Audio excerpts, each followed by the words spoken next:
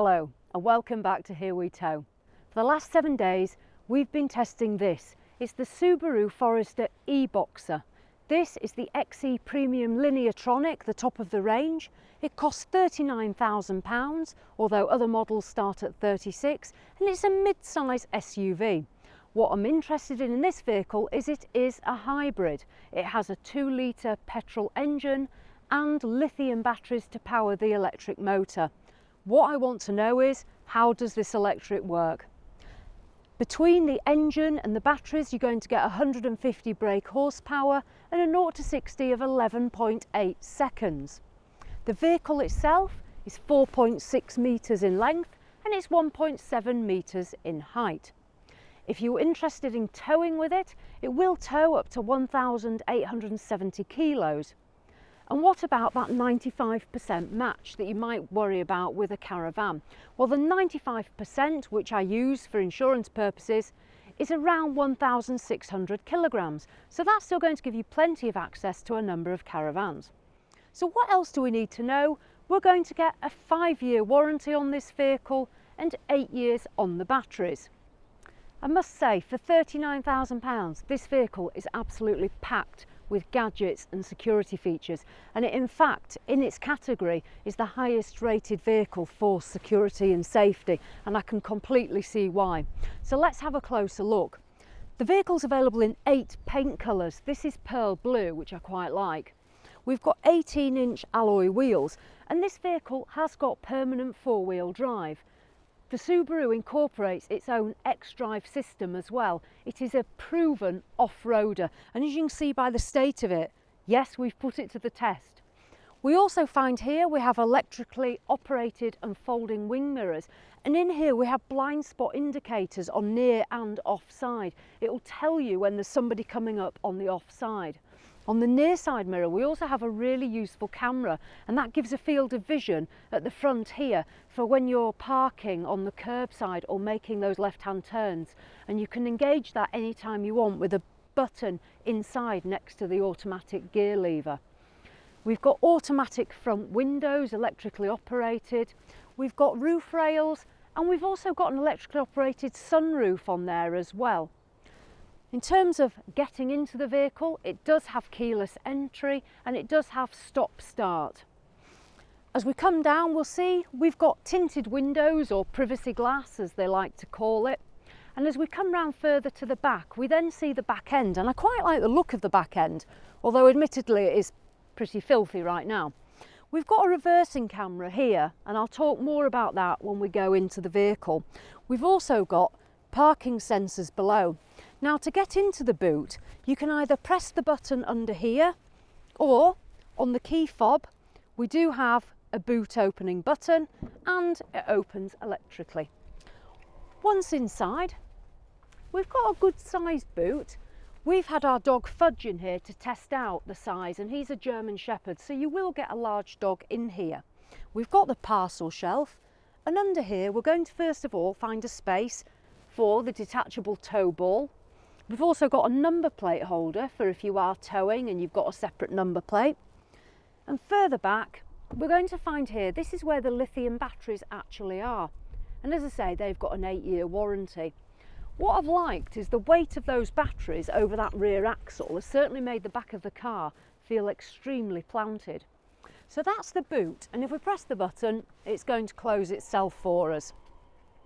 It does have a mechanism, if you stood under it, it will stop, because I've tested that out myself.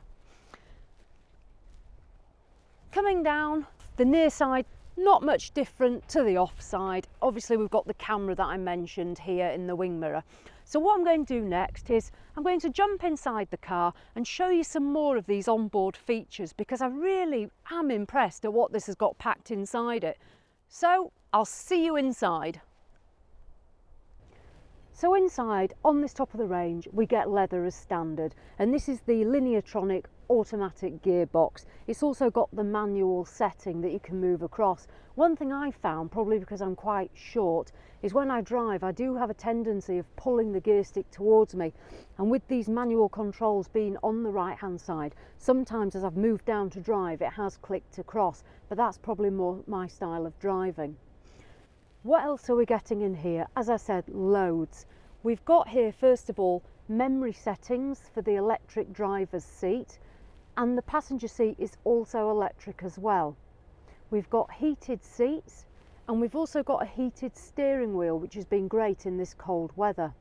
We have got air conditioning for when the better weather arrives, and then we can see here we've got satellite navigation. I found this navigation very easy to use because some of the other vehicles have been a little bit complicated and too much on the maps. It's easy to read, it's a huge screen, easy to operate, and as well as being on here, the sat nav also comes up on this digital display here. At the moment, the picture it's showing is that we're currently running on the engine. That bit there is also going to show us when the battery's been regenerated from the braking of the vehicle, and when we're on electric it shows it being fed through as well, so it's quite a good information display is that. Other security features that this car has, I've mentioned the blind spot indicators, and you know when they're operating because they'll flash on the side here of those mirrors. The Subaru, it also has a driver recognition system. You can program it to recognise each driver and it will adapt differently knowing which driver's in. In the front here again there's a camera and it reads the driver, and if you lose concentration or take your eyes off the road, it actually alerts you to that fact. The Subaru has also got lane departure warning, so if you're veering off slightly it's going to let you know. There's a binging noise and the steering wheel actually try and pull you back slightly to where you should be, and that's been quite a good feature. It's worth noting though that if you don't want all these features you can turn them off. There's a control panel here just to my right. There's also some switches here, so you can turn off all these safety features if you don't want them. Another great thing is this vehicle does have the collision avoidance system, and that button to switch off is here. If the vehicle detects that you're too close to another vehicle and there's a potential for a collision, it will alert you and it'll take evasive action by actually braking.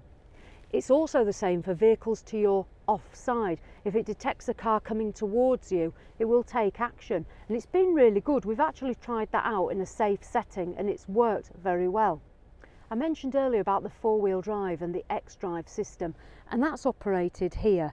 We've got a separate, as well as the four-wheel drive, we've got a separate snow and dirt button, and then also if it's extremely bad, we've got deep snow and mud. When you operate these, I'll just turn it now. When I turn on one of the settings, I put it on deep snow and mud. Now that'll also engage the hill descent control. And if we look in the dash back here, we can see it's going to show us our degrees that we're at sidewards and also front and back. So it's a proper four-wheel drive. If you're actually going off-road, this will tell you what angle your vehicle's at, which on off-road tracks, which I've been on, that's quite useful because the cars will tell you what angle you have got to play with. So that there is the four-wheel drive system, which I'll turn off now. One of the other things I just want to mention is I did say that the car has a reversing camera. If I go into reverse now, we can see the camera quite clearly. Now what I have found, although this is a fantastic reversing camera, as I back up, it will show me in these zones with a green box how far I am from something. As I get nearer, we get amber, and then as we get a lot closer, we get a solid box in this red zone. The problem I had when reversing back to hitch up with the tow ball was the red box actually covered the tow ball, so I did struggle to see where it was in relation to the hitch, and that really is the only gripe I have with this system. So other than that, that's pretty good going. The other things that the Subaru has, and I'm sorry if I don't cover them all, but it is literally packed with things, is we do have an SOS feature on the Subaru. So if you do find yourself in trouble and you're out somewhere, you can set it up so you've got the system where you can actually summon help to you, and many of the manufacturers have now incorporated that within their vehicles. So that's really the ins and outs of it. Miles per gallon on this petrol engine, literature says 34 on a combined, and I must say we have probably got around 34 average. Motorways, we've had between 44 miles to the gallon to 50 miles to the gallon, so it's been fairly efficient. The electric engine's been quite an interesting feature.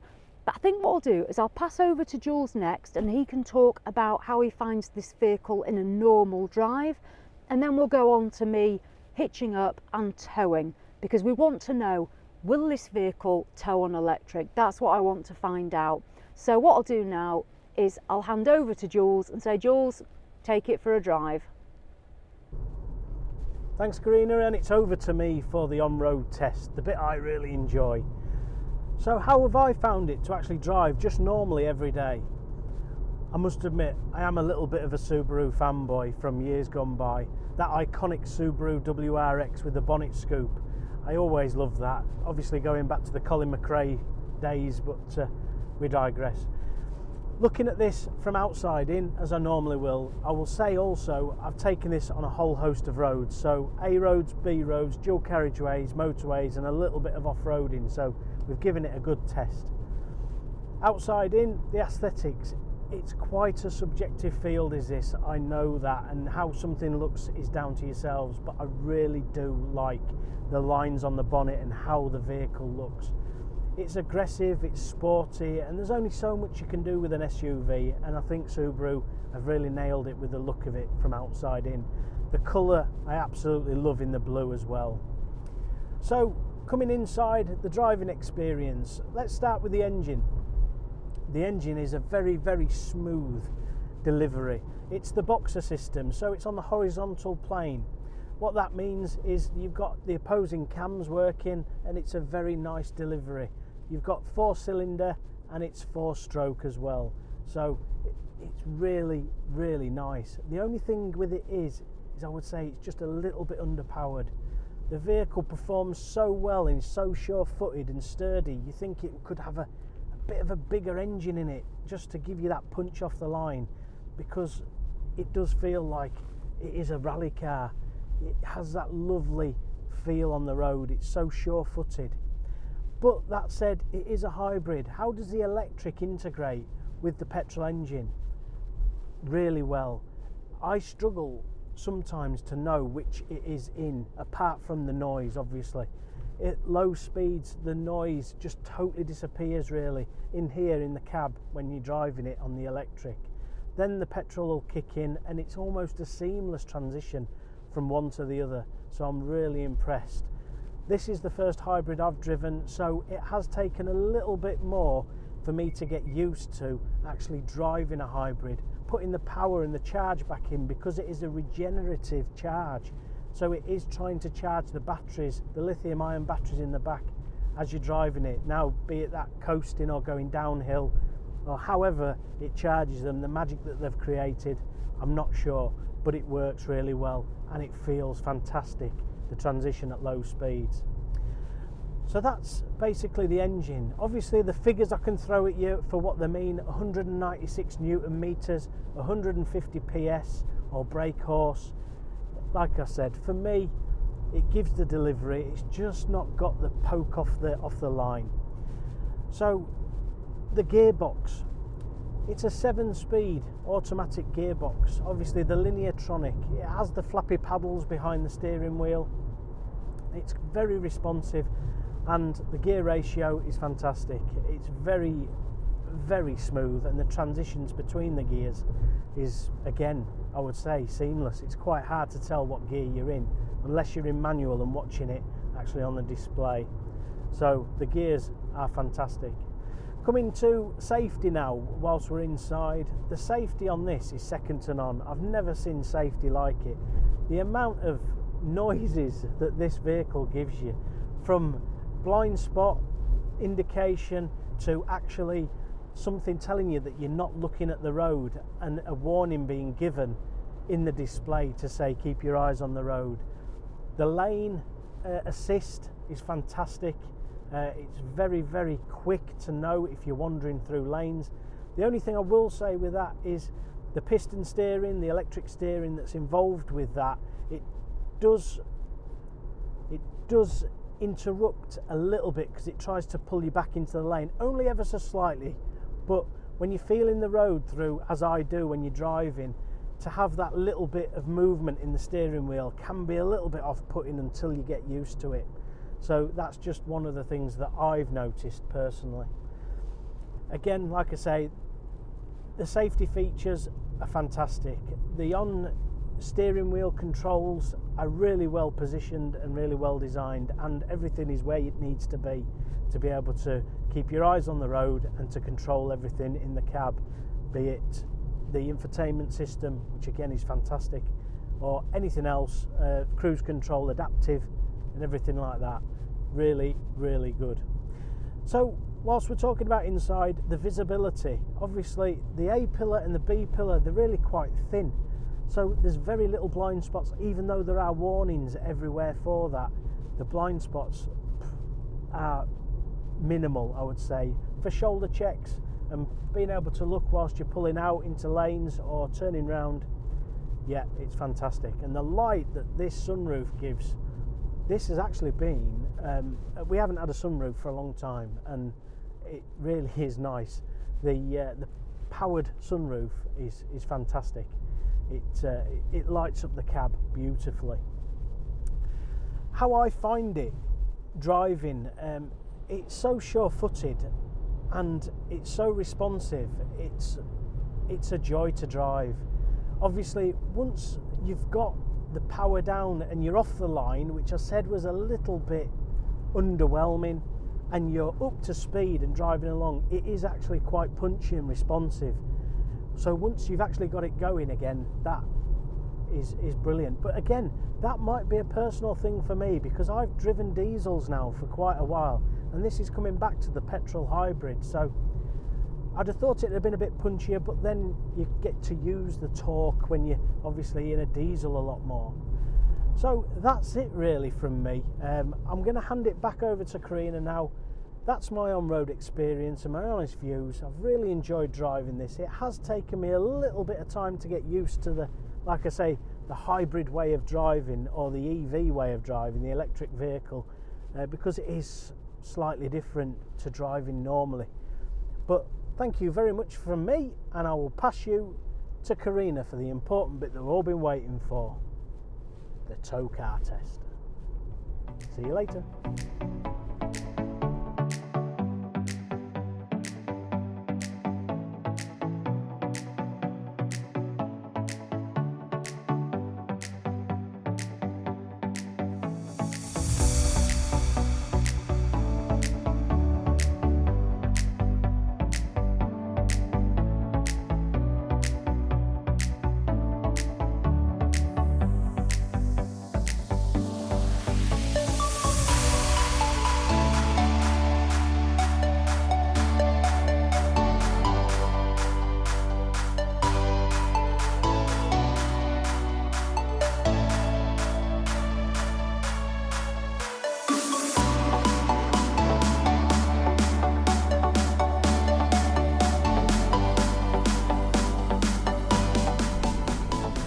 So we're now hitched up and we're towing. The Subaru, as I mentioned at the start of the vlog, can tow up to 1,870 kilograms. Because many of us may well be wanting to tow a caravan, we are aware of that 85 and 95% weight recommendation. And because of that, we're not able to tow our Adria Adora Isonzo on the back of this Subaru. It's simply too heavy. It's well over 100% of the curb weight. So, very kindly, Blackmore Vale Leisure have loaned us for a couple of hours an Adria Action. Now, the Adria Action weighs 1,100 kilos, and the good thing is, when I combine that caravan with this car, you don't actually need the B+E entitlement on your licence to tow this combination. So this is something you could actually purchase if you're going into caravanning without the B+E. So let's get back to how it tows. Well, the 2-litre petrol engine at the moment has kicked in, and that's what's driving us forward. The car still operates as it would normally without a trailer or a caravan on the back. It's charging the battery, and what I'm hoping to do when we get back to Blackmore Vale is tow the caravan around their caravan site on the battery, because I do think there's certainly a place for electric vehicles on a caravan site. It's bringing down the emissions. One thing we will have to be careful of is the fact that it's a lot quieter, so we need to make sure that people and young children can hear us when we're on site. So far the Subaru, it seems to handle the caravan on the back very nicely.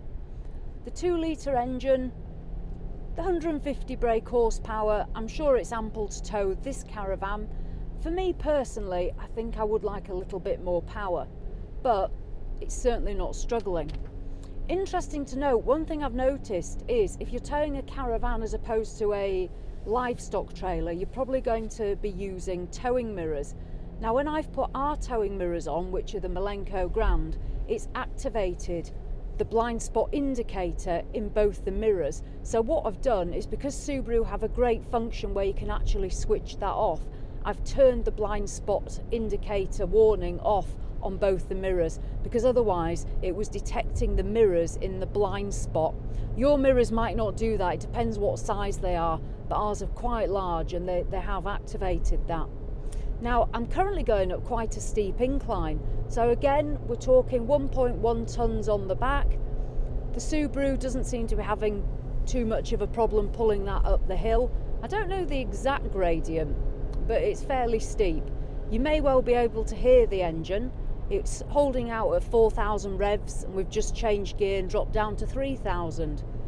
We're doing 40 miles an hour, and if I put my foot down to accelerate again, you can hear the engine, it's kicked down, but we are accelerating up to 50, so it doesn't seem to be struggling too much with this sort of load. I think the heaviest caravan I would put on this car would be at 1.5 tonnes, and that would certainly take you somewhere near your 95% match. What we'll do is we'll head back down to Blackmore Vale to the caravan site and test out how this electric actually works. We've got some charge in the battery and we can give it a test. So on the roads, I'd say the Subaru, it certainly tows well. It's stable. The 4-wheel drive probably helps to some degree as well, because you've got all those wheels working together. All 4 tyres are providing grip. It's a very wet day today, but we're certainly not having any issues. So we'll see you back at the caravan site.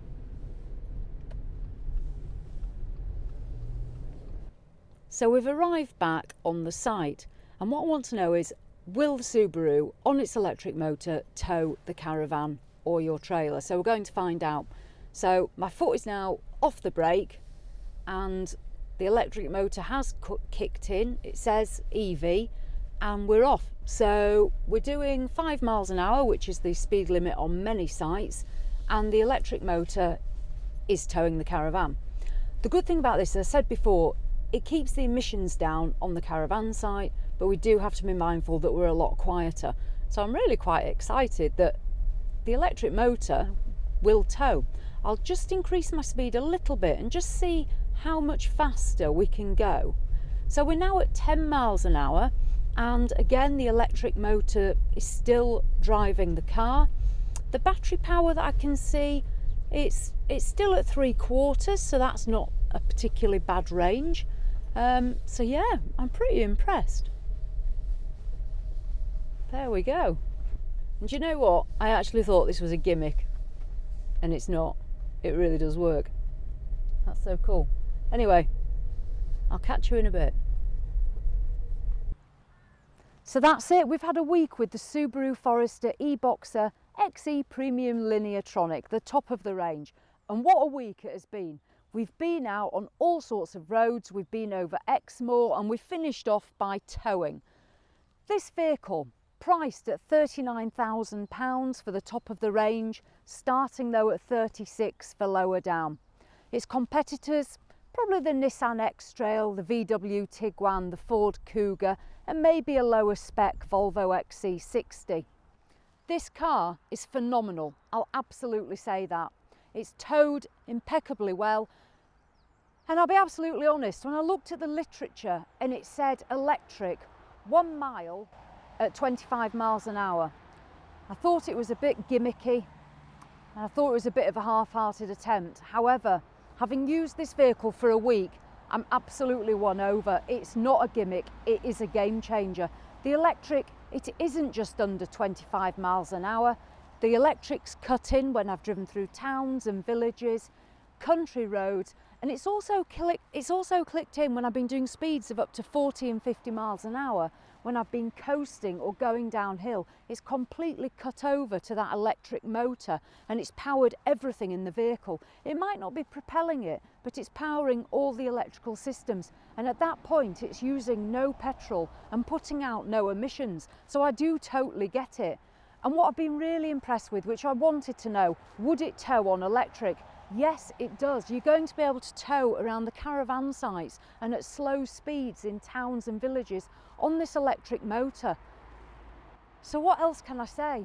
Well, all I can say is, for a mid-size SUV, top of the range at 39,000, with literally every gadget you're going to want, this is probably the car. I've been absolutely made up. I'm hoping we're going to be able to tow and test with more vehicles later this year, but it depends whether those manufacturers get on board or not. So all I can say is a massive thank you to Subaru, who have let us test this vehicle and deliver this vlog to yourselves. So as always, thanks for watching and see you in the next one.